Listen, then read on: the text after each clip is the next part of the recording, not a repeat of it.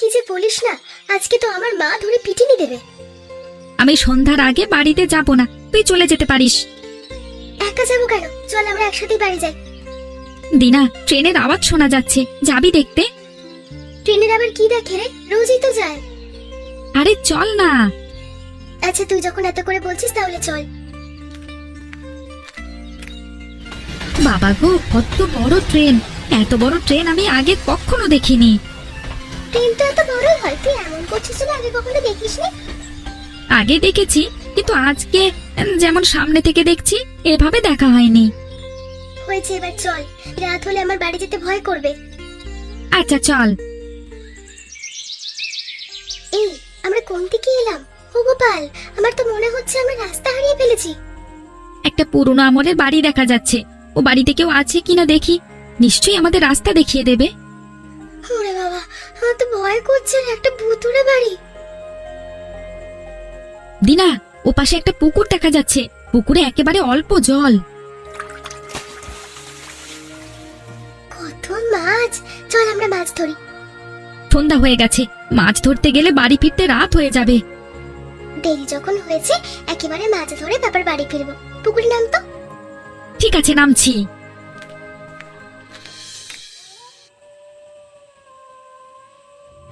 দিন আজকে বাড়ি আসুক, হাত পা ভেঙে বাড়িতে বসিয়ে রাখবো। বেয়াদব মেয়ে, বাড়ি থাকতে ইচ্ছে করে না। আর তোমাকে বলি হারি, মেয়েটাকে বাড়িতে আটকে রাখতে পারো না। মেয়ে বড় হচ্ছে, খেয়াল কি তুমি রাখো? ওগো, তুমি এত রাগ করো না গো। ও তো আগে কখনো এত সময় বাইরে থাকেনি। আমার কেন জানি মনে হচ্ছে কোনো বিপদে পড়েছে। বাইরে থাকে না মানে? আমি তোকে কোনো সময় বাড়িতে দেখি না। আজকে বাড়ি ফিরলে ওকে আর কোনোদিনও বাইরে বেরোতে দেবো না। দরকার হলে আমি ওকে ঘরের মধ্যে বেঁধে রাখবো। তুমি এমন আগেও বলেছো, কই দিনাকে তো আটকে রাখতে পারোনি। তুমি একটু খোঁজ করে দেখবে, এত রাত হয়ে গেল এখনো দিনা আসছে না কেন? আমি ওকে কোথায় খুঁজবো? সারা দিন টই টই করে ঘুরে বেড়ানো, রাতেও বাড়ি আসার নামে খোঁজ নেই। এই মেয়েকে তো আমি আর বিয়ে দিতে পারবো না। মেয়ের বিয়ে নিয়ে তুমি পরে চিন্তা করো, আগে ওকে তো খুঁজে বার করো। আমার কেন জানি না মনে হচ্ছে ও কোনো বিপদে পড়েছে। এবার তো আমারও চিন্তা হচ্ছে, রাত 10টা বাজতে গেল, এখনো বাড়ি আসবার নামে খোঁজ নেই। দয়া করে তুমি ওকে খুঁজে নিয়ে এসো। যদি তুমি না যাও ওর খোঁজ করতে, তাহলে আমি যাই ওর খোঁজ করতে। এত রাতে কোথায় যাবে তুমি? আমি দেখছি। তাড়াতাড়ি যাও। ঠিক আছে, যাচ্ছি।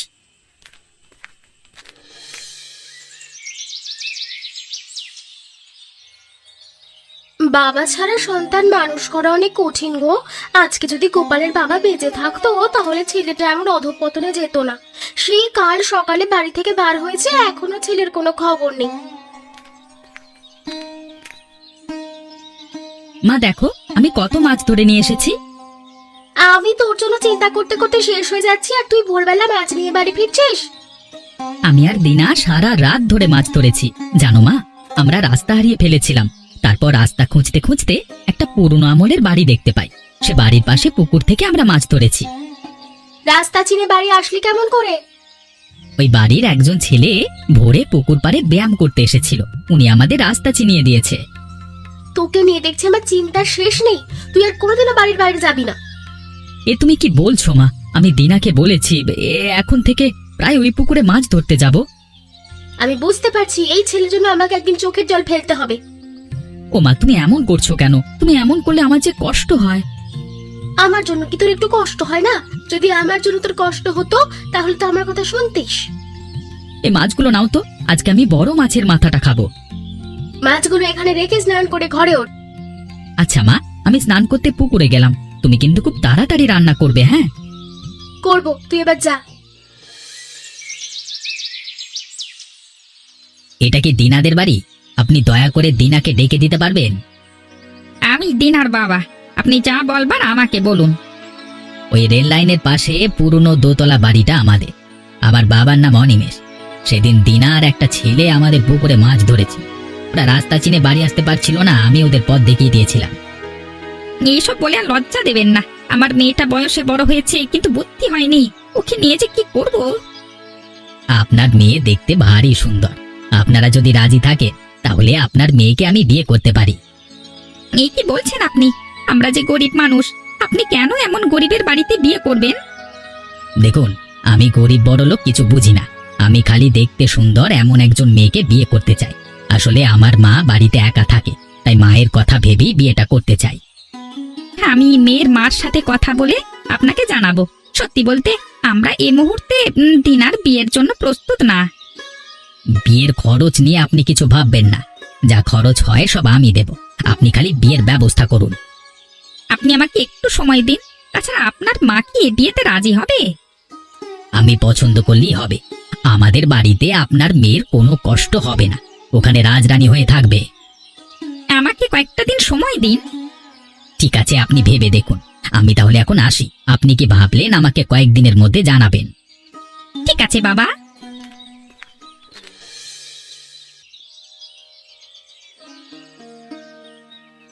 এই বেয়াদব মেয়ে, এখনো ঘুমোচ্ছিস? শ্বশুর বাড়িতে কখন ঘুম থেকে উঠতে হয় আর কখন ঘুমোতে হয় এটা তোকে শেখায়নি তোর বাপ মা? অনেক বেলা হয়ে গেছে না, আমি বুঝতে পারিনি। আপনি আমাকে আরো সকালে ডাকতে পারলেন না? নবাবের বেটি, তোকে ডাকতে হবে কেন? তাড়াতাড়ি উঠ, কত কাজ পড়ে আছে দেখ। আপনার ছেলে কখন উঠেছে আমি একদম বুঝতে পারিনি। আমার ছেলে সেই ভোরে ঘুম থেকে উঠে তারপর ব্যায়াম করতে চলে যায়। বাড়িতে একজন নতুন কাজের মহিলা নেওয়া হয়েছে, আজকে থেকে সেই বাড়িতে কাজ করবে। ওর সাথে সাথে তুইও কাজ করবি। কাজের লোকজনগুলো সব ফাঁকিবাজ, ওদের কাজ দেখিয়ে না দিলে হাত গুটিয়ে বসে থাকে। আমি এসেছি, এখন বলুন আমাকে কি কি করতে হবে। এ কি কাকিমা, তুমি তুমি এখানে কাজ করবে? তুই এখানে? কিছুদিন আগে তোর বিয়ে হয়েছিল না? এই বাড়িতেই আমার বিয়ে হয়েছে। হঠাৎ করে আমার বিয়েটা হয়ে গিয়েছিল, এই জন্য কাউকে দাওয়াত করে খাওয়াতে পারিনি। এই মহিলা তোর আত্মীয় নাকি? আত্মীয় স্বজনের অবস্থা দেখলে তো একেবারে বমি চলে আসে। মা, আপনি এমন করছেন কেন? সবকিছু জেনে শুনেই তো আপনার ছেলে আমাকে বিয়ে করেছে। গরিব বলে বিয়ের পর আপনি আমার সাথে খারাপ ব্যবহার করবেন তা কিন্তু কথা ছিল না। ও বাবা, কথা দেখো। আমি যদি জানতাম তোদের অবস্থা খারাপ তাহলে আমার ছেলের সাথে তোর বিয়েই দিতাম না। আমাকে কি কাজ করতে হবে যদি বলতেন তাহলে খুব ভালো হতো। কাকিমা চলো, আমি দেখিয়ে দিচ্ছি। ঠিক আছে, চল।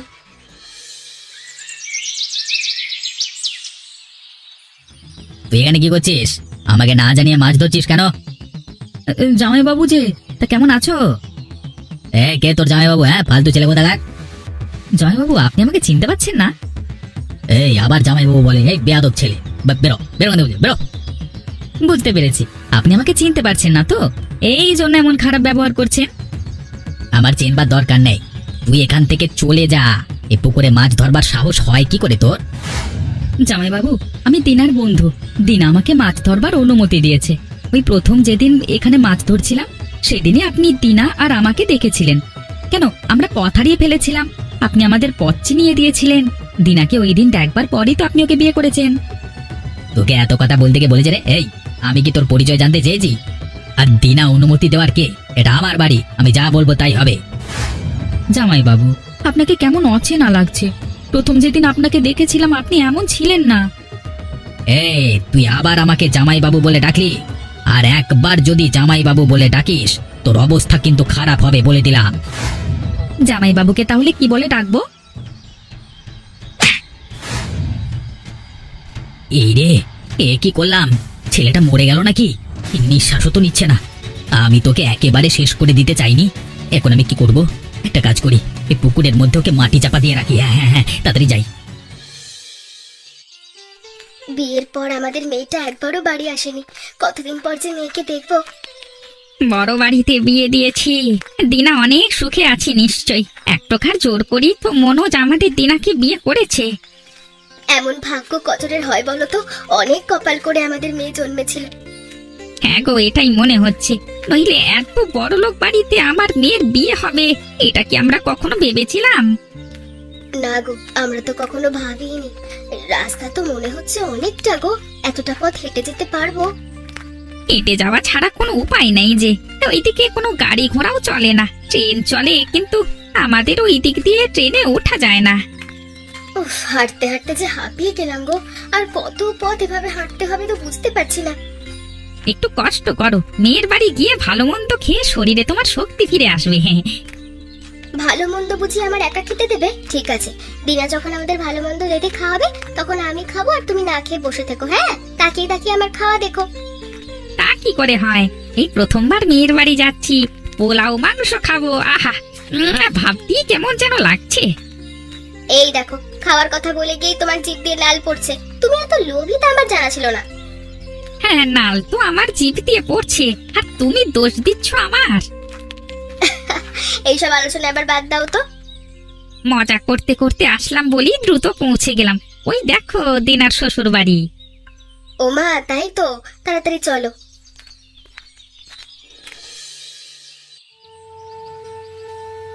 কিছু বলবে কাকিমা? ঘরে এসে বসো।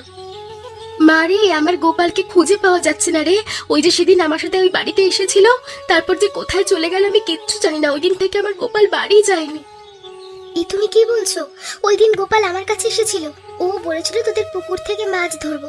আমি ওকে মাছ ধরার অনুমতিও দিয়েছিলাম। গোপাল কোনো বিপদে পড়েনি তো? আমার মনের মধ্যে যেন খুব ডাকছে। তুমি চিন্তা করো না, গোপালের কিচ্ছু হবে না। একটা কাজ করো, তুমি এখানে বসো, আজকে আমি তোমার সব কাজ করে দেবো। এই ঘরে এসে বসবে মানে তোমার কি মাথা খারাপ হয়ে গেছে? এই ঘরে কাজের লোক বসলে ঘর নোংরা হয়ে যাবে। ওই মহিলা যদি এ ঘরে এসে বসে তাহলে আমি এখন থেকে এ ঘরে প্রবেশ করব না। তোমাকেও বলি, যখন তখন যাকে তাকে এ ঘরে বসতে দেবে না। গতকাল তোমার বাবা মাকে দেখেছিলাম এই ঘরে বসতে দিয়েছো, আর যেন না দেখি। তোমার অনেক অহংকার না? এত অহংকার থাকা কিন্তু ভালো নয়। আর একটা কথা শোনো, তুমি কিন্তু আমাকে জোর করে বিয়ে করেছিলে। আমার বাবা কিন্তু এখানে আমার বিয়ে দিতে রাজি হয়নি। ও বাবা, এ তো দেখি মুখ দিয়ে যা আসছে তাই বলছি। হ্যাঁ, ওরে বাবারে, মরে গেলাম। আমার চুল ছাড়ো, চুল ছাড়ো। ওকে ছেড়ে দাও বাবা, আমি চলে যাচ্ছি। আমার জন্য তোমাদের অশান্তি হলো। দিনা, এখন থেকে যেন মনে থাকে আমার মুখের উপর কথা বললে কি হয়।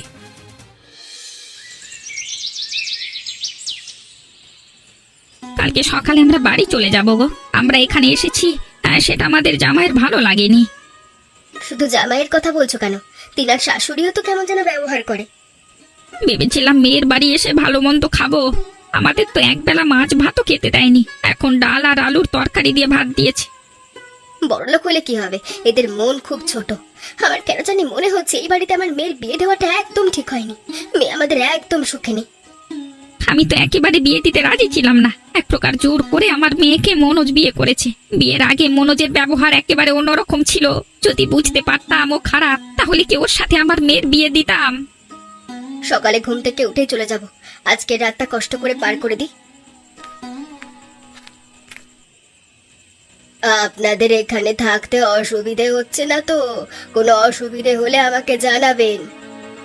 কোনো অসুবিধে হচ্ছে না। আমি বলতে চাইছিলাম কালকে সকালে আমরা চলে যাব। আপনি যদি অনুমতি দেন তাহলে দিনাকে সাথে করে নিয়ে যেতে পারি।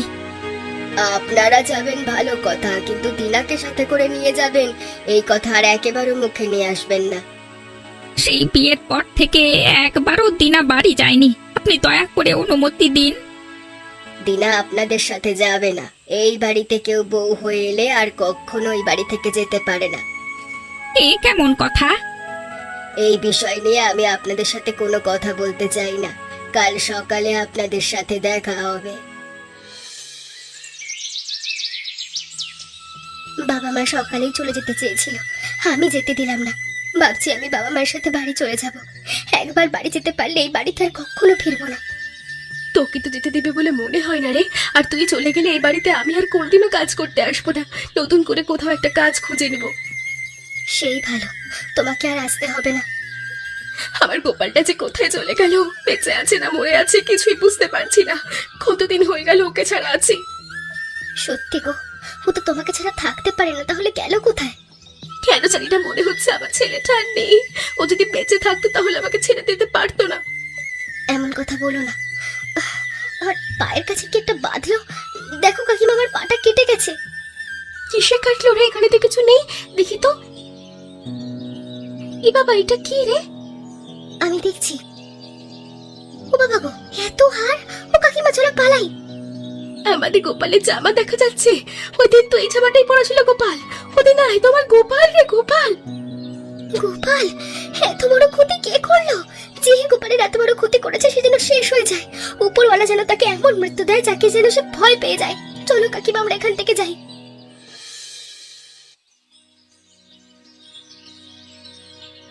মা দেখো আমার হাতে কি হয়েছে, মনে হচ্ছে পচন ধরেছে। এর জন্য ডাক্তার আমাকে ওষুধ দিয়েছে, তারপরও কিছু হচ্ছে না, দিন দিন যেন বেরিয়ে যাচ্ছে। ও মা, তাই তো। কই আমাকে তো কিছু বলিসনি। তুই বড় ডাক্তার দেখা, গ্রাম এলাকার ডাক্তার দেখিয়ে কাজ হবে না। বড় ডাক্তার দেখিয়েছি আমি, তারপরও তো কাজ হচ্ছে না। না, এ তো ভালো ঠেকছে না। তোর হাতের অবস্থা তো বেশ খারাপ। কি যে করি, আমার তো কিছুই ভালো লাগছে না। এই হাত আমি বাইরেও বের করতে পারছি না। দরকার হলে উন্নত চিকিৎসার জন্য তুই দেশের বাইরে যা, আমাদের তো টাকার অভাব নেই। বিদেশে বললেই তো যাওয়া যায় না, বিদেশে যেতে হলে বেশ সময় লাগবে। আমার তো পাসপোর্ট ভিসা কিছুই করা নেই। মা দেখো, তোমার সাথে কথা বলতে বলতে আমার পুরো হাতটা যেন পচন ধরেছে। আমার ভয় করছে খুব। এখন তো মনে হচ্ছে আমার সমস্ত শরীর এমন হয়ে যাবে। এ কি বলছিস তুই? এমন কথার মুখেও আনবি না। আবার মনে হচ্ছে ওপরওয়ালা আমাকে শাস্তি দিচ্ছে। হঠাৎ এই কথা? উপরওয়ালা তোকে কেন শাস্তি দেবে? 1 মাস মতো আগে আমি মিনতির ছেলে গোপালকে খুন করে আমার মরা পুকুর পাড়ে মাটি চাপা দিয়ে রেখেছিলাম। আমার কেন জানি মনে হচ্ছে এই জন্য আমার এমন হয়েছে। তুই ওকে কেন মারতে গেছিলি বাবা? শোন বাবা, যা ভুল হয়ে গেছে হয়ে গেছে। তুই বরং এখন ভালো ডাক্তারের খোঁজ নিয়ে ওখানে যা। ঠিক বলেছ, যত দেরি করব ততই বিপদ।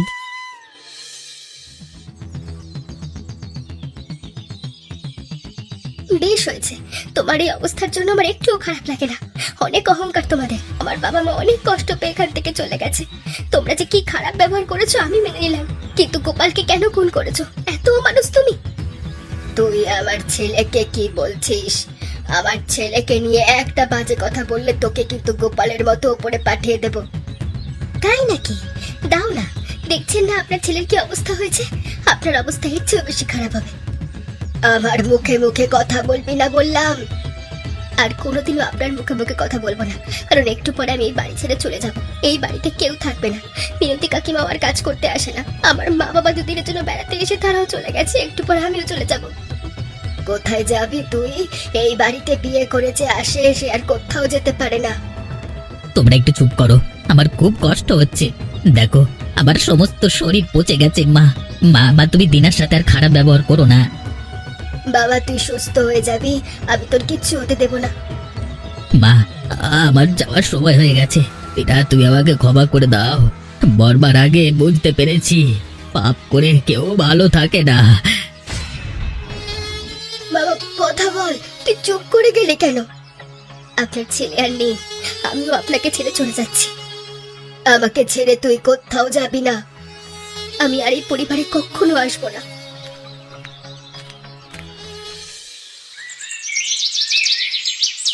মিনতি কাকিমা, এখন থেকে তুমি আমাদের বাড়িতে থাকবে। আমাদের সঙ্গে থাকলে তোমার মনটাও ভালো থাকবে। তা কি করে হয় রে? নিজের বাড়ি ফেলে এখানে কি করে থাকি? মিনতি, তুই আমার নিজের বোনের মতো। এখানে থাকলে আমাদের কোনো অসুবিধে হবে না। আমার গোপাল যে নেই আমি ভাবতেই পারছি না।